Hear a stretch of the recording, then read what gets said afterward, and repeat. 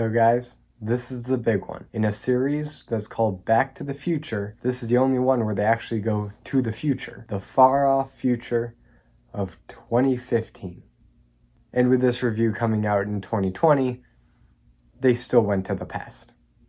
But it's interesting to see what the 80s thought the future would be like.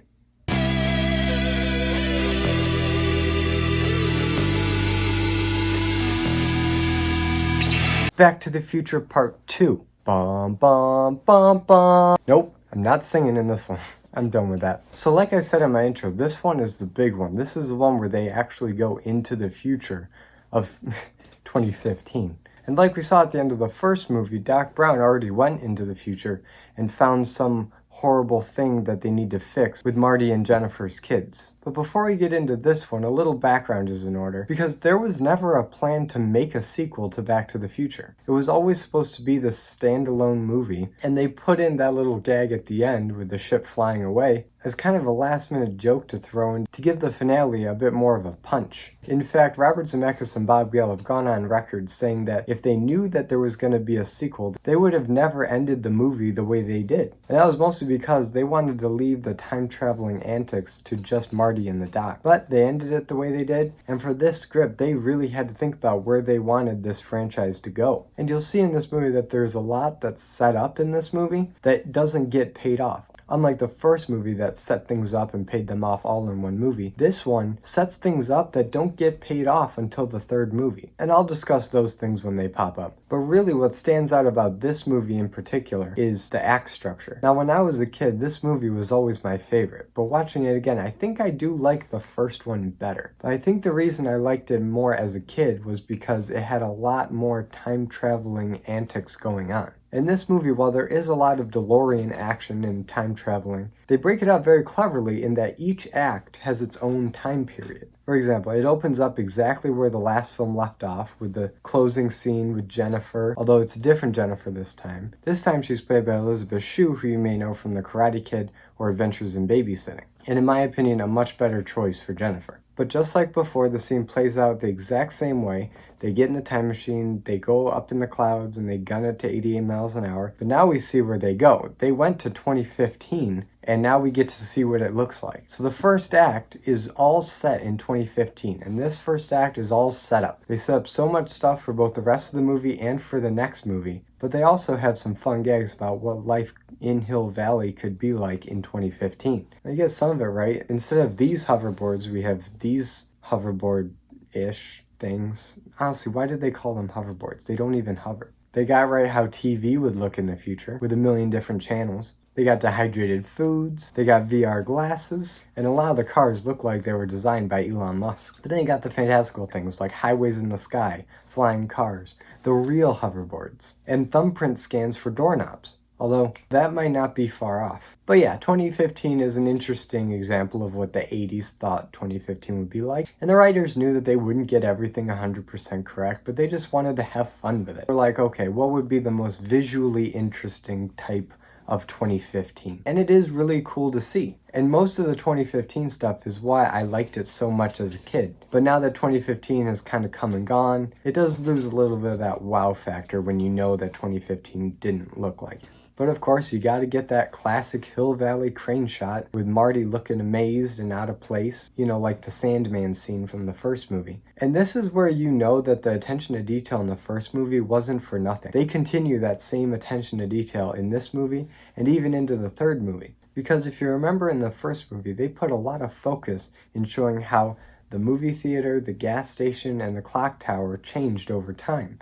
And here, what do they focus on? But those exact same three installations. The movie theater now uses holograms and is now showing the next in a comedically long series of Jaws movies. Apparently Jaws 4: The Revenge did better than anybody could have expected in this universe, and they just kept making them. But maybe this movie also predicted the failing originality of Hollywood that was definitely present in 2015. The gas station is still there, but now it refuels and fixes cars into flying cars, and it's run by robots instead of the attendants in the 50s and the self-service in the 80s. And the clock tower is still there. So I guess that one lady in the first movie's petition worked. You got enough people to keep it there for at least 30 more years. But anyway, when they get to 2015, he finds out that his son, Marty Jr., gets involved in Biff's grandson's gang and commits some crime that gets him arrested, which causes a chain reaction that totally destroys and discredits his family. So Marty, disguised as his own son, has to be at this one restaurant, the Cafe 80s, at this one specific time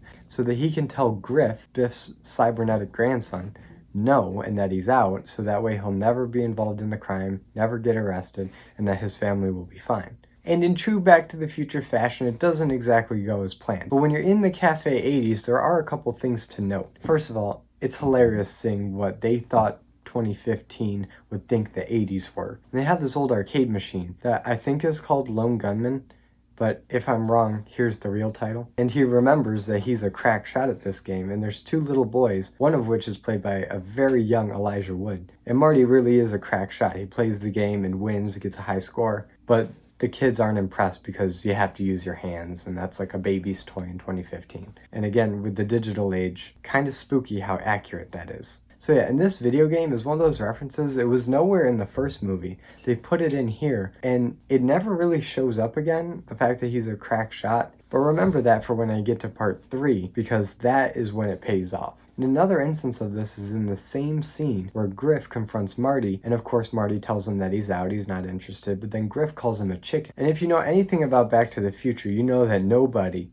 calls Marty McFly a chicken. It's Marty's kryptonite. It's his one big weakness. But watching these again, that is nowhere to be found in the first movie. At no time does anybody call him a chicken. This was entirely put in for this movie. And you see Marty deal with this a couple different times in this movie, and every time Marty caves in, loses self-control, acts irrationally, and actually gets into more trouble than he would have if he had just let it go. But this whole thing, again, doesn't really pay off until the third movie. So in this case, when Griff calls Marty a chicken, he gets in a fight with them, which leads to a pretty fun chase on hoverboards. And you get to see how hoverboards work, and you realize that from this point on, hoverboards are going to be a mainstay of this franchise, because it's such an original idea. It's a skateboard that has no wheels. It's future technology that you can carry with you, and that proves to be a really useful tool when you're traveling through time and you gotta make a getaway or do something beyond the limitations of the time period that you're in. And this chase scene ends with Griff's gang getting tossed right into the clock tower and then promptly arrested, which then changes the newspaper from Marty Jr. being arrested to Griff being arrested. So all is well, but wait, where's Jennifer? Turns out they just left Jennifer in an alley all by herself because Doc figured it wouldn't take that long. But because of the chase scene, it took longer than he expected, and these two lady cops pick her up and take her home. That is, to her future home. But now we come to what we all wanted to see in 2015, is Marty McFly and Jennifer's house. What does their family look like? What does their living situation look like? Jennifer snoops around the house a little bit and sees how the family works, and it's entertaining. You see a bit more of future tech, and you find out that their life, while together and happy, is not the future that they envisioned. You find out that Marty was actually in an automobile accident with a Rolls Royce that damaged his hand so that he can't play the guitar well anymore, which started this entire downhill spiral of his life to what we can assume is a 2015 reflection of what Marty's life in the beginning of the first movie was like. And what caused this automobile accident? Well, from Grandma Lorraine's own mouth, she said that it was because this guy called him a chicken, and again, he lost all self-control and got in an accident. So this, like everything else that I've said that gets resolved in the third movie, doesn't get resolved here. We don't see this incident play out. It doesn't really come back into play later in this movie. It's just there for setup for what's going to be more relevant in the next movie.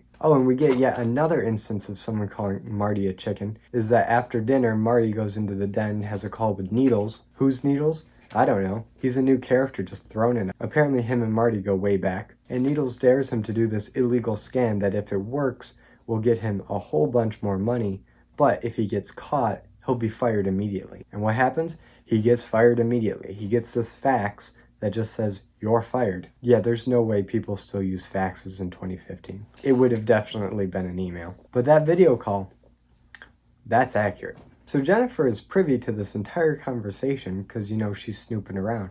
and she's learning an awful lot about the future, and she actually steals that fax and stuffs it away for safekeeping. But while all this stuff with Jennifer is going on, Marty gets this crazy idea from Roger Rabbit. And no, I didn't misspeak. The guy who gives Marty the idea to take the almanac and bet some money on sporting events based on information from the future was given to him by this old guy who's still fighting the good fight about preserving the clock tower, who is none other than the actor who played Roger Rabbit on set and also did the voice for him. And that's not the only Roger Rabbit Easter egg. By the Cafe 80s, there's an antique shop full of 80s stuff. And right next to the sports almanac that Marty buys, to cheat on sporting events, is a giant plush Roger Rabbit stuffed animal, to get a little cross-promotion going on. But right after Marty buys the sports almanac, Doc finds out and shuts down Marty's whole plan. He says, no, that's not what time travel's for. It's totally immoral and irresponsible, and he throws it in the trash. Only for old Biff to overhear this whole conversation, take it out of the trash, steal the time machine, go back in time, hand off the almanac, and then come back with nobody noticing. So this is the actual stuff that's relevant to this movie and not just setting up part 3. And this is what actually gets the story momentum. And because of this, you can tell that the writers really didn't want to go to 2015. They didn't think that that was where the story was. And they're right. The whole 2015 experience, although I loved seeing it as a kid, and it's still fun to see now, really doesn't have much story basis for this movie. That is until Marty gets the idea to buy the almanac, buys it, Biff steals it, and then causes some trouble. But everything else, visiting the McFly household, saving Marty's kid from going to jail, all that stuff, not super relevant to the story. It was mostly just wrapping up the loose end of the first movie, setting some stuff up for the third movie, and getting the story where they want going for the rest of this movie, which is all about the sports almanac and the dangers of time travel. And speaking of the dangers of time travel, there is a pretty hard shift in Doc Brown's opinion about time travel and how it should be used. It's here that he says that as soon as they get back to 1985, he's going to dismantle the time machine and nobody will ever have the power to time travel ever again. He says that it's too dangerous, and if it fell into the wrong hands, it could be disastrous. And in a worst case scenario, destroy the universe in a paradox. And this is very different from the Doc of the first movie, and even the beginning of this movie, where he just wanted to go to the future, live beyond his years, see where humanity is going, find out where they've been, just being an observer. But throughout the events of the first movie, and what's happened so far in this movie, he's realized that time travel is not the way to go. And I think this is reflective of Gale and Zemeckis' desire to end this franchise. They didn't want a sequel, but the populace demanded it, and they thought they had, 1 or 2 left in them. And you'll find that Doc Brown's purpose in this movie is just to end time travel as a possibility. It's too dangerous. So then they blast back to 1985, and this starts the second act of this movie. Marty goes home, and it turns out it's not his home. This is not the 1985 that he went back to. Apparently when Biff went back in time, he changed a bunch of stuff in his favor and pretty much destroyed the good name and reputation of Hill Valley. And in a pretty hilarious series of events, Marty realizes that his house is not his house. It's some random family's house, and he just busts into this guy's daughter's bedroom. And he's mad. He's very upset. And he goes ham with a baseball bat, trying to smash Marty's skull. And Marty narrowly escapes, only to go to Principal Strickland's porch, where he's got a gun pointed at his head and then his crotch, and that's when it really sinks in that he may be in 1985, but this is not his home. Something really messed up happened. And I gotta hand it to the production design on this movie, man. The amount of work that went into creating not just the 1985 Hill Valley, but also an alternate 1985 Hill Valley and a 2015 Hill Valley for just one movie is really impressive. And you instantly both recognize it as Hill Valley, but also recognize it as something completely different. It looks as if Hill Valley was controlled by the crazies from Mad Max. That's the kind of dilapidated nature we're talking about. But the big exception to this is Biff's Pleasure Palace, which used to be the courthouse, but has been turned into this giant casino and hotel that is owned by Biff. And right inside, you get the most convenient space for exposition. Biff made a museum all about himself. And in this museum, there's a news feed of pretty much what has happened over the past 30 years.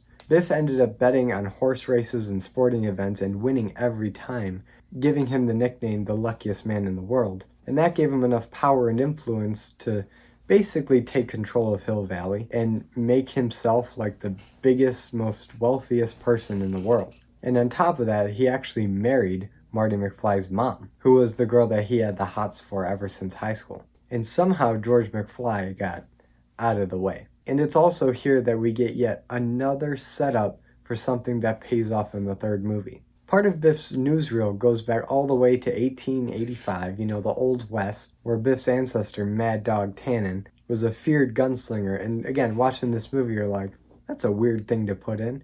But it pays off in the third movie. And then Biff's goons grab him and knock him out. He wakes up, there's Lorraine's soothing voice saying, it's all right, you're home. And he's like, man, I had the weirdest dream. And in kind of a alternate recreation of Marty waking up from getting hit by the car in the first movie, he wakes up here, and his mom is his mom, but Biffified. She looks like this. She smokes, she drinks, she got implants. I guess that's how Biff likes his women. And it's here where he finds out what happened to George. He was murdered, and he's buried in a cemetery, so of course Marty goes to the cemetery, and then Doc tries to explain to Marty what just happened in his, dilapidated house. And the way he explains time travel in this scene is the best, simplest, easiest to understand explanation that any movie has ever given to explain time travel and alternate realities. So Marty goes and confronts Biff. Biff is in a hot tub watching the Sergio Leone classic A Fistful of Dollars, starring Clint Eastwood, with his two side chicks, I guess. And it's just at the point where Clint Eastwood reveals that he has a bulletproof vest. And Biff comments on that, saying that's a classic move. And again, that really doesn't pay off until the third movie. Although now that I think about it, maybe it was also referencing the bulletproof vest that Doc used in the first movie. I don't know, it could be. It's definitely a reference to the third movie, and when I talk about that one, I will explain it. So yeah, I guess the presence of a bulletproof vest is just another thing that connects all three of these movies. Nice job, Bobs. And in the second big exposition dump of this movie, Biff explains to Marty what we kinda already assumed, that old Biff, pretending to be a distant relative of Biff's, gave him the sports almanac and that he used it to win all the sporting events. But the one thing that we do learn that we couldn't have assumed is that old Biff told him that if a kid or a wild-eyed old man that claimed to be a scientist came looking for it or asking about the almanac, to shoot him. And Biff puts two and two together, surprisingly, and threatens to shoot Marty, who uses a dish as a frisbee to throw it at Biff's face, and escapes, meets up with Doc on the roof in the DeLorean, finds out that Biff was actually the one that shot George McFly with the same gun, the same day that old Biff gave young Biff the almanac.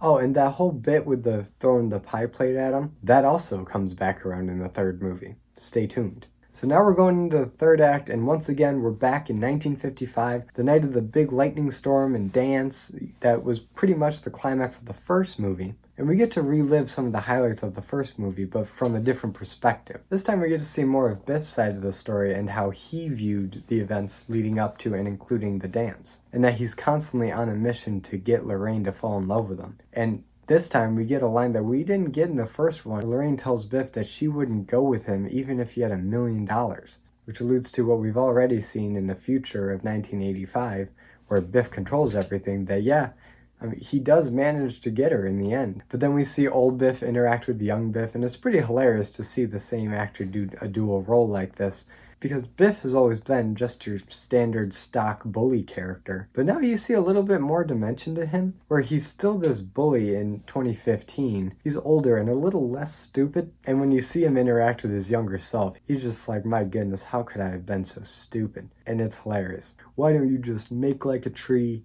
and get out of here? What an idiot. But then the time of the dance arrives, and Marty still has been able to steal this almanac away from Biff. So we see a lot of the same footage, either reshot or composited in with the new footage, where you have two Martys at the dance. One's playing on stage, the other one's hiding out in the crowd. And he does manage to steal the almanac when George McFly punches Biff out, and he's unconscious on the ground. Marty rushes over, takes the almanac, punches Biff in the face again, and then runs off. And in one of my favorite bit parts in any movie is this one random guy, and he cracks me up every time. The dude's only got one line, really. Hey, I think he stole his wallet. Hey, he took his wallet.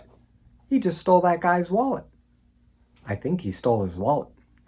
And it is so funny to me because he just needed to say it once. but he just keeps saying it. And it just gets more and more hammy and over the top each time he says it. And maybe what makes me crack up is that it's clearly a magazine. I mean, I know that wallets in the 50s were bigger than they are now, but even a rolled up magazine, like, nobody's gonna think it's a wallet, except this guy. He was 100% convinced. So Marty steals the almanac, but through a bunch of other events, he loses it again, and this culminates in a big dramatic car chase through a tunnel. And because of this movie, every time I go through a tunnel on the highway, I think of this scene. It's really well done. It really ramps up the tension and suspense of this chase. So in this scene, Biff is driving his car as fast as he can to try to get out of town with the almanac, and Doc and Marty are in hot pursuit in the DeLorean flying above him. So Marty takes his hoverboard, drops down, and latches onto Biff's car, which I guess is another reference to the first movie, where he would always grab onto the back of cars when he's running late for school or just to get places quicker. But now instead of a skateboard, he's on a hoverboard, and this is where his skills of latching onto cars actually pays off, because he's able to hold on while going at high speeds and withstand the assault of Biff slamming the car door, opening it, and basically fighting with him while he's driving. But of course, in this franchise, if Biff is driving a car at high speeds, there's only one thing that he can run into, and that's manure. So for the second time, his car gets trashed with manure, and Marty makes off with the almanac. So Marty and Doc escape, Marty burns the almanac, everything's well. But right when you think everything's okay and we're about to go back to 1985 and it's all going to be nice just like the end of the first movie, no. The lightning storm starts that you probably forgot about, because this part of the movie, while it does retread a lot of the visuals and the time frame of the first movie, has a branching narrative that at this point we've been so caught up in the car chase that we forgot that Marty's somewhere else right now, getting ready to go back to the future in his DeLorean. So in this scene, right after Marty burns the almanac, the lightning kicks on, and Doc's flying DeLorean gets struck by lightning and then vanishes. And now we're left wondering, where the heck did Doc go? Did they kill him off for real this time, where in the beginning of the first movie it was just a fake out? Or did the lightning send him back in time just like it did for Marty in the first movie? And if so, where did he go? What time? And then right when Marty is pondering all these questions, and the audience is too, this very ominous car rolls up and you don't see who's in the car. And for a moment you think it's the Doc, but no, it's this random messenger boy from Western Union who has explicit instructions to deliver this letter to Marty at this time, at this exact location. And the letter has been sitting on their desk for 70 years. So then Marty reads the letter, he's ecstatic, it's from the Doc, and it turns out that the Doc didn't die. He was sent back to 1885, where he's been living as a blacksmith. But now Marty's stuck. He's got no DeLorean, no Doc, no way to get home. But then he realized there's only one man that can help me. And that's when the movie cuts back to the lightning storm of the first movie. And you see everything play out. You see Doc connecting the lightning. You see the DeLorean go back in time. You see Doc celebrate. But then you see a little Marty McFly running around the corner that wasn't there before. But it's our Marty running into frame and scares the crap out of the Doc, because this Doc just saw Marty go back in time a second ago. But then he's like, I'm back from the future. And then Doc faints with a to be concluded end card. And that's really the end of the movie. But after the end card, it cuts to the Old West, and it's a teaser trailer for the third movie. And that trailer pretty much sums up how I feel about this movie. It's a great sequel to a fantastic first movie. It carries on the style and the charm of the first movie. It gives us even more time-traveling shenanigans. But the one thing that really does hinder this movie is that they set up so much in this movie to be paid off in the next movie that there's not a whole lot that pays off in this movie. Yes, the whole thing with Biff and the almanac is incredibly interesting and done very well. That's what makes this really good. But they set up so much about the Old West and Marty's automobile accident that doesn't ever come back into play in this movie. So for that, just watching this one on its own, it loses a little bit of its appeal. For me, it's kind of like watching The Amazing Spider-Man 2, in the sense that there is so much set up in that movie that doesn't get resolved that you have to watch the next one for it to make any sense at all, really. Now, don't get me wrong, this movie is far better than The Amazing Spider-Man 2. It's still one of my favorites, and while the stuff in 1955 can get a little redundant, it does help to establish across the two movies so far that this is the same world, and that the town of Hill Valley itself, while it does change over the years, it is still the same town, and that kind of attention to detail cannot be overlooked. So Back to the Future Part 2, great sequel. Can't wait to review Part 3, because that is when everything comes full circle, And if you were to binge all three together, like you should, you really wouldn't see much wrong with this second one because everything gets resolved in the finale of the trilogy. So thanks for watching my video. If you liked it, be sure to give it a like, and don't forget to subscribe and hit the notification bell so you don't miss my next video, Back to the Future Part 3, and comment below, what is your favorite movie in the Back to the Future trilogy? And as always, I'm Colby, this is my nerdy talk, and I'll see you in the next video.